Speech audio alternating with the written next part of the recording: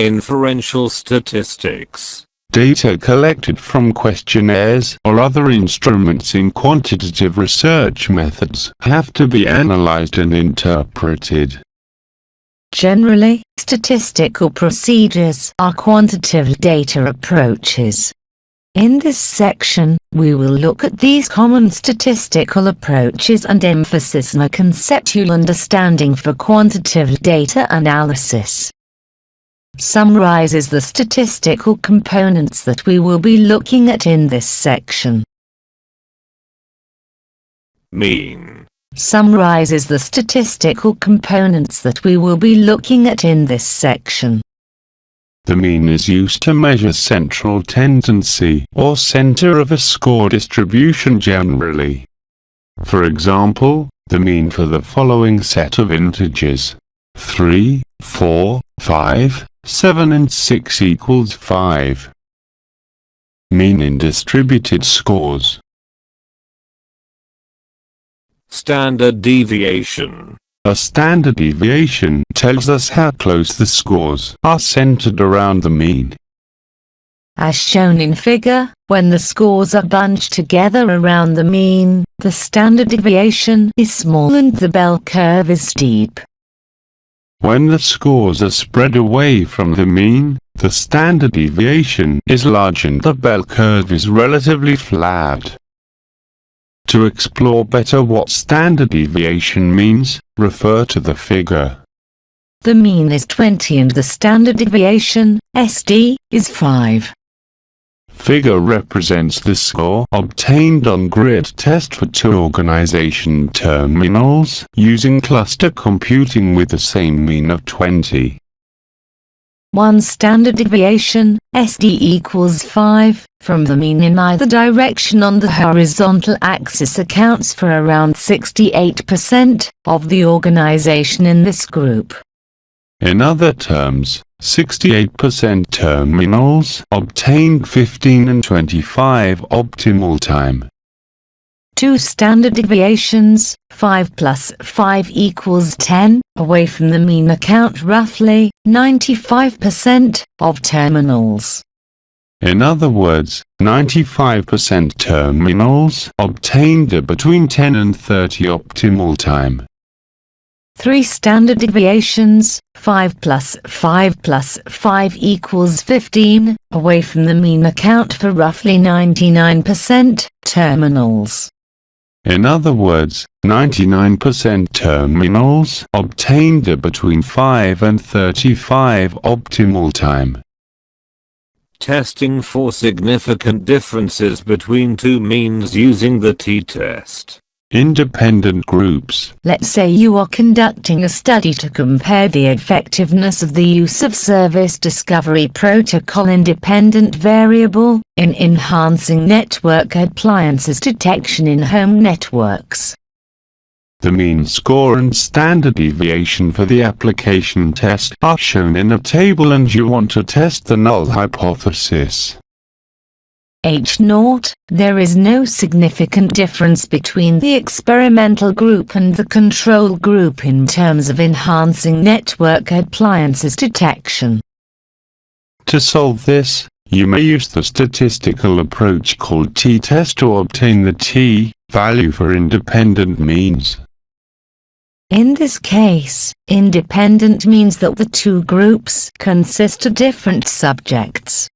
The t-test gives the probability that the difference between the 2 means is caused by chance. For testing the significance, you will need to set a risk level called the alpha level. In social science research, the alpha level is set at 0.05. This means that the obtained result, which is significant at 0.05 level, could occur by chance only 5 times in a trial of 100. Table. Means and standard deviations obtained for the experimental and control groups. Table displays t-value of 2.65 obtained.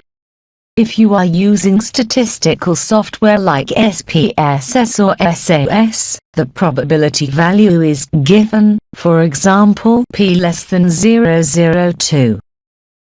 We could also refer to the table of critical values to find out whether the t value is large enough to say that the difference between the groups is not likely to have been a chance finding.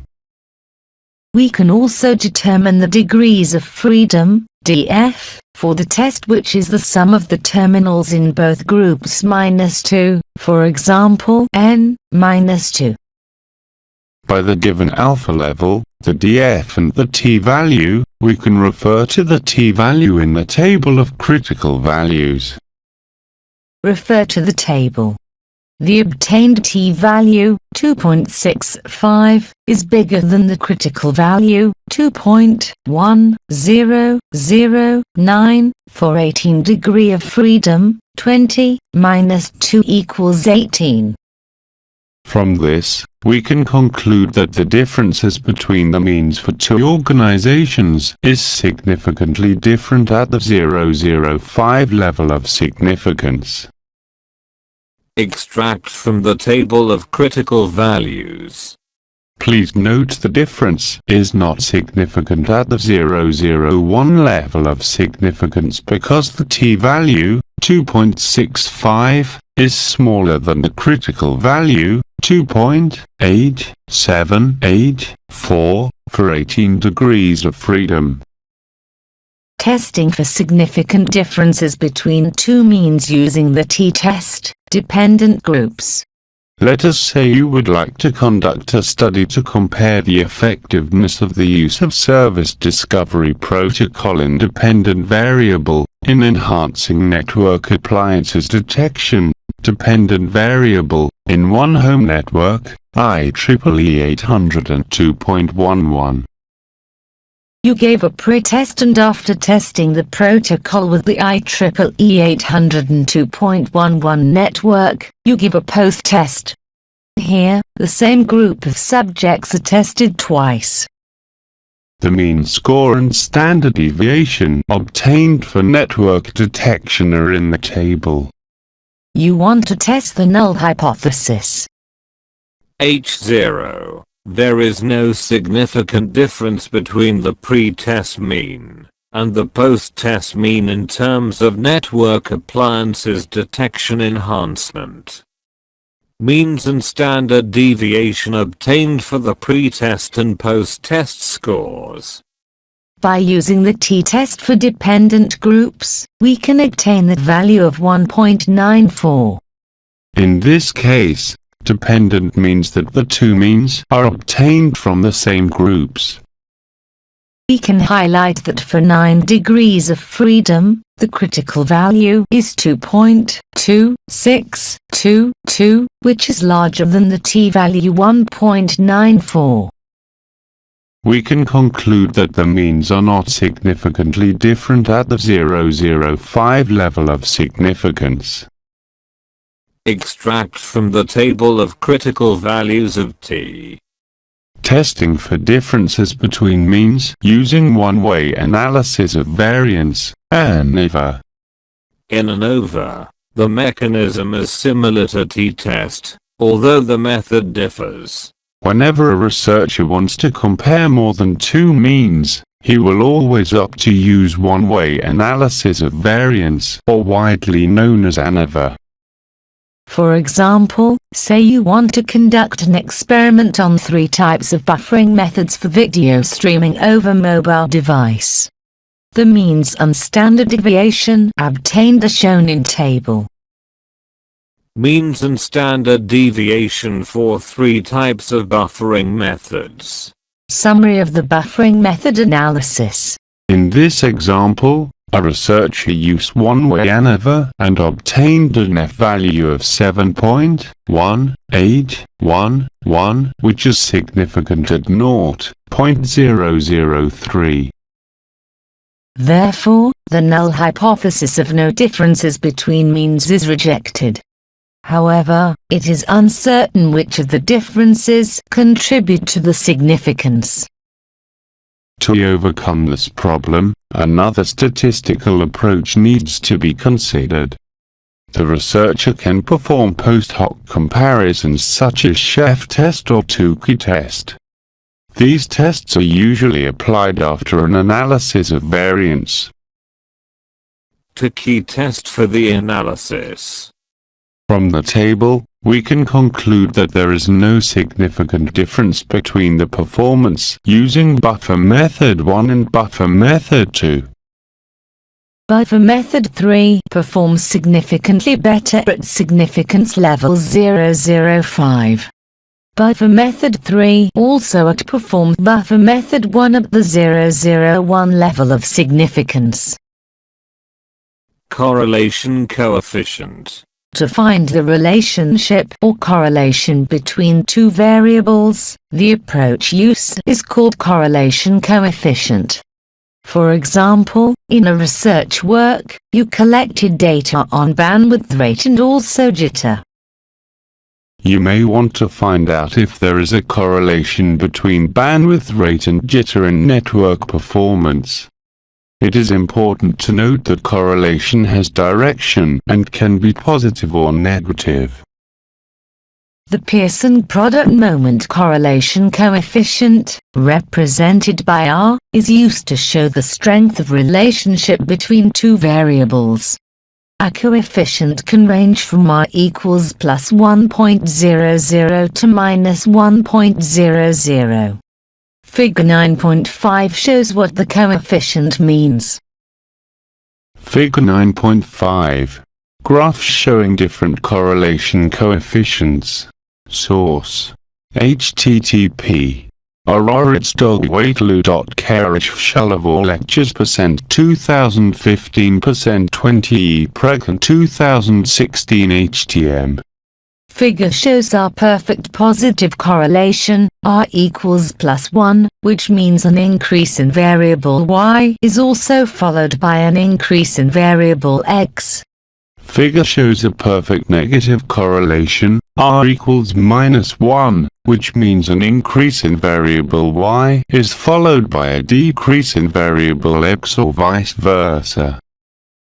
Figure shows our zero correlation, R equals 0 o'clock, which means there is no relationship between variable y and variable x. Self-check. To identify the common statistical components for quantitative methods. 1. Describe the types of survey for quantitative research methods. Self-check. 1. When would you use a longitudinal survey rather than a cross-sectional survey? Discuss. 2. Discuss a situation of using analysis of variance, and in a research work, use an example with a research topic of your own. 3. Discuss some ethical issues you think could arise during survey research. After data is collected and before it is analyzed, the researcher must examine it to ensure its validity. Blank responses, referred to as missing data, must be dealt accordingly. If the questions were pre-coded, then they can be inserted into a database. If they were not pre-coded, then a system must be developed so they can be included in the database. The typical tasks involved are editing, dealing with missing data, coding, transformation and entering data. Descriptive analysis refers to the transformation of raw data into an understandable form so that their interpretation will not be difficult. Summarizing, categorizing, rearranging and other forms of analysis obtain descriptive information. Tabulation refers to the orderly arrangement of data in a table or other summary format. It is useful for indicating percentages and cumulative percentages as well as frequency distributions. The data may be described by measures of central tendency, such as the mean, median or mode. Cross-tabulation shows how one variable relates to another variable to reveal differences between groups. Such cross-tabulation should be limited to categories related to the research problem and purpose. It is also useful to put the results into percentage form to facilitate intergroup comparisons. A hypothesis is a statement of assumption about the nature of the world. A null hypothesis is a statement about the status quo. An alternative hypothesis is a statement indicating the opposite of the null hypothesis. In hypothesis testing, a researcher states a null hypothesis about a population mean and then attempts to disprove it. If a sample mean is contained in the region of rejection, the null hypothesis is rejected. There are two possible types of error in statistical tests. Type I, rejecting a true null hypothesis, and type the second, accepting a false null hypothesis. Quantitative methods deal with numbers and anything that is measurable in a systematic way of investigation of phenomena. Three types of descriptive designs are observation, correlation and survey research. Likert scale is the common rating scale widely used in questionnaires. There are two types of survey: cross-sectional survey and longitudinal survey.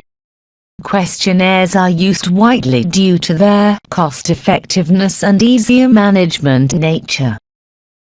The t-test is used for significant differences between means for independent and dependent groups. ANIV is used when comparing the means of more than two groups. Correlation coefficient is used to test the strength of relationship between two variables.